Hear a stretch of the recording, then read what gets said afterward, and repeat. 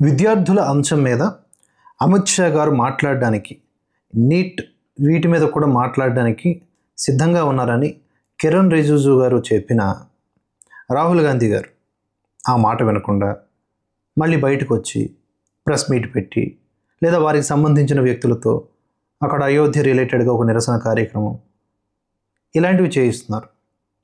ఇప్పుడు ఇది ఒక పిరికి పంద చర్యలాగా లేదు, పారిపోతున్నట్లుగా కనిపించట్లా. విపక్ష నేత అంటే అక్కడ నిలబడాలి.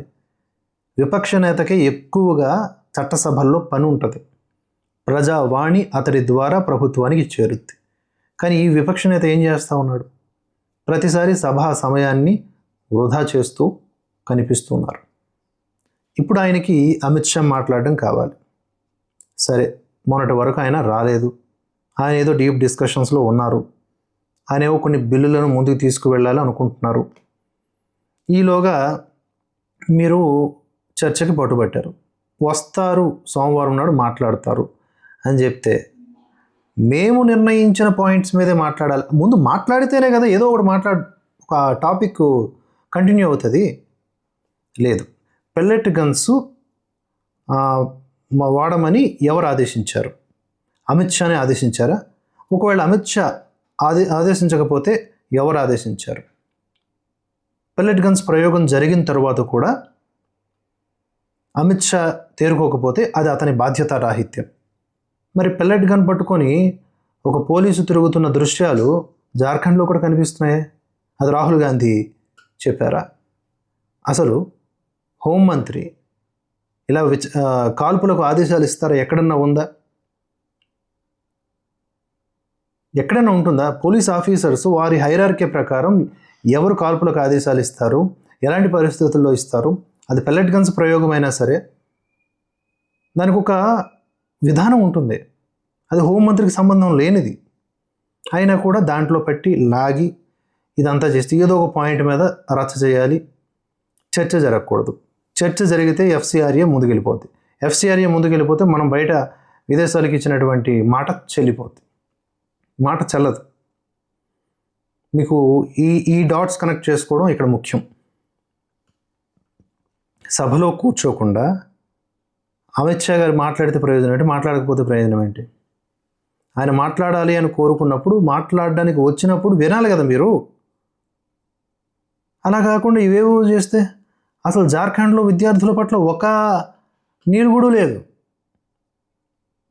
నీట్కి సంబంధించి అది అయిపోయింది, దాని వ్యవహారం అయిపోయింది. పునః పరీక్ష పెట్టారు, విద్యార్థులు సంబరాల్లో ఉన్నారు రిజల్ట్స్ వచ్చిన తర్వాత. ఆ తర్వాత సవరణ బిల్లు కూడా ఆమోదముద్ర అయిపోయింది. నీట్కి సంబంధించినటువంటి ఎవరైతే అవినీతి పరులు ఉన్నారో ఎన్టీఏలో కూడా ఉన్నారు, వాళ్ళందరినీ కూడా కోర్టు ముందు హాజరుపరిచి జైలుకు పంపించారు. ఇంత జరిగింది. జార్ఖండ్లో ఏం జరిగింది? కర్ణాటకలో ఏం జరిగింది? పంజాబ్లో ఏం జరిగింది? అక్కడ కూడా విద్యార్థుల నిరసనలు జరుగుతున్నాయి కదా, లాఠీ చార్జీలు, లేకపోతే అదేంటిది నీటితో కొట్టడాలు, పెల్లెట్ గన్స్తో బెదిరించడాలు, ఇవి జరుగుతూ ఉన్నాయి. మరి అక్కడ ఈ రూల్స్ ఎక్కడికి వెళ్ళిపోయినాయి? రాహుల్ గాంధీ గారి విచిత్రము పరమ వైచిత్ర్యముగా ఉంది. నాకు అర్థం కావట్లేదు. విచిత్ర వైఖరి. సో ఇప్పుడు స్పీచ్లు వద్దు మాకు, కాల్పులకు ఎవరు ఆదేశాలు ఇచ్చారో కావాలి. ఇప్పుడు దాన్నన్నా సరే అక్కడ నిలబడి అడగండి సార్. ఆయన వస్తారంట, ఆయన మాట్లాడతారంటే వినండి సార్. ఆయన మాట్లాడిన ప్రతిసారి ట్రోల్ మెటీరియల్ అయిపోతారు మీరు. పోనీ మీరు మాట్లాడిన ప్రతిసారి వాళ్ళు ఏమైనా ట్రోల్ మెటీరియల్ అవుతారా అంటే మీరే అవుతారు. వెరస్ మీరే బీజేపీకి బీ పార్టీలా తయారైపోతున్నారు. మీ అధ్యక్షతన కాంగ్రెస్ని బీజేపీకి బీ పార్టీలా చేశారు. మిమ్మల్ని బీజేపీ డామినేట్ చేయట్లా, మిమ్మల్ని అభిజిత్ డీపీకే డామినేట్ చేస్తున్నాడు in the name of CJP. మిమ్మల్ని అసదుద్దీన్ ఓవైసీ డామినేట్ చేస్తాడు, మిమ్మల్ని కేజ్రీవాల్ డామినేట్ చేస్తాడు, మిమ్మల్ని అఖిలేష్ యాదవ్ డామినేట్ చేస్తాడు. తృణమూల్ కాంగ్రెస్ మిగిలి ఉన్నటువంటి ఆ బిల్విత్రి ఆ ఇంతరవ పార్టీ ఉంది కదా, మమతా బెనర్జీ డామినేట్ చేస్తుంది.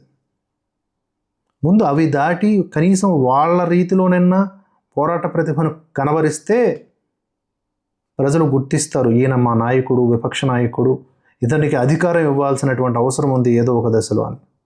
లేదంటే ఏం చేస్తాం? ఇక ఇలాగే సాగుద్ది.